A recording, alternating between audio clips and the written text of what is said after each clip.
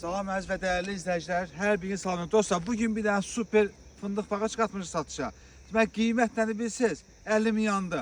10 min manata, 10 min manata 50 ağac fındıq. Haradadır yerimiz dostlar? Demək, Cincar talada. Bax, trası görürsünüz dostlar, bax. Muğanlı yolu, Muğanlı trası var dostlar, görürsünüz bax. Trasdan 25 metr içəridə bax. Bir dənə dostlar, sizi bağımızdan tanış edək dostlar. Bir dənə gəl. Super bir dənə yerim. 50 cərgə fındıq, kupçalı, sənədli 50 cərgə fındıq cəmsi 10 min manata. Gördünüz dostlar, bax, trasdır, trasdan 25 metr içəridir. 20 metr içəridir, bax dostlar.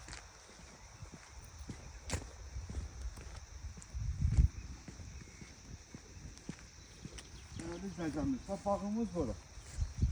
Gəldim oradan, bax, bir cərgə fındıqdır. 50 ağac fındıq dostlar, bax, bir cərgə. Dostlar, görürsünüz. Bir cərgə fındıq. Baxın dostlar, bax. Buradan başlayır, o başa qədər, yəni başa qədər getmiyor. Bir cərgədir, 50 ağac fındıq dostlar. Qiymət 10 min manata, real alıcıya cüzi də indirim olacaq dostlar. Kim bu bağla maraqlanmaq istəyirsə 055 315 56 71 nömrəsi əlaqə saxlayın. Sağ olun dostlar.